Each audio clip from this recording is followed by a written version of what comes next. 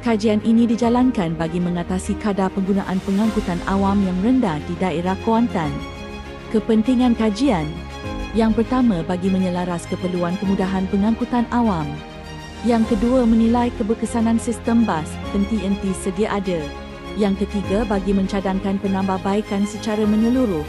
Dan yang terakhir, bagi menjadi rujukan utama kepada agensi berkepentingan.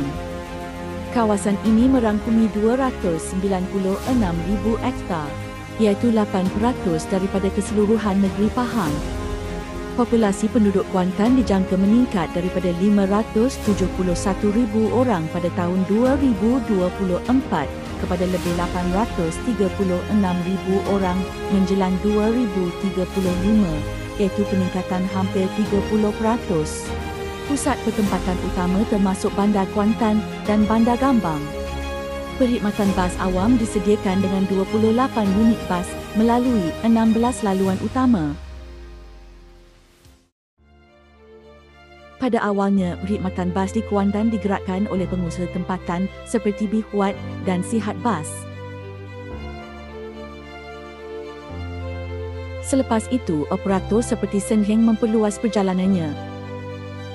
Seterusnya, pada tahun 2012, Rapid Kuantan mula beroperasi dan pada 16 Disember tahun 2025, MyBus Kuantan memulakan operasinya.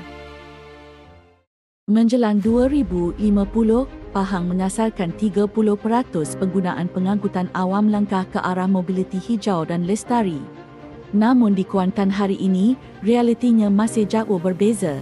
Sebanyak 95% perjalanan dilakukan menggunakan kenderaan persendirian, manakala pengangkutan awam hanya menyumbang sekitar 5% sahaja. Keadaan semasa pengangkutan awam di Kuantan: yang pertama, liputan laluan bas yang tidak menyeluruh. Yang kedua, kemudahan infrastruktur kurang selesa dan tidak efisien. Yang ketiga, kurangnya integrasi antara mod pengangkutan awam. Visi bagi kajian ini ialah bagi menjadikan sistem pengangkutan awam di daerah Kuantan lebih maju, progresif dan berdaya saing selaras dengan aspirasi Pahang First. Bagi merealisasikan Pahang First melalui sistem pengangkutan awam di Kuantan, sebanyak 5 strategi, 16 tindakan pelaksanaan dan 22 cadangan telah dirangka. Strategi pertama, memperluaskan liputan perkhidmatan bas awam ke seluruh daerah Kuantan, memperluas akses mobiliti serta mengurangkan pelepasan karbon melalui perkhidmatan bas yang mesra pengguna.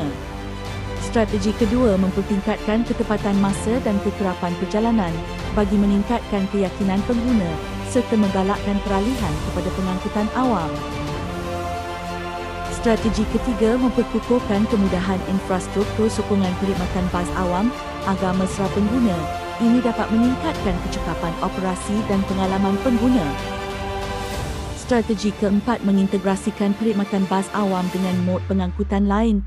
Ini dapat menghubungkan setiap perjalanan tanpa jurang dan memperkasatkan mobiliti bandar.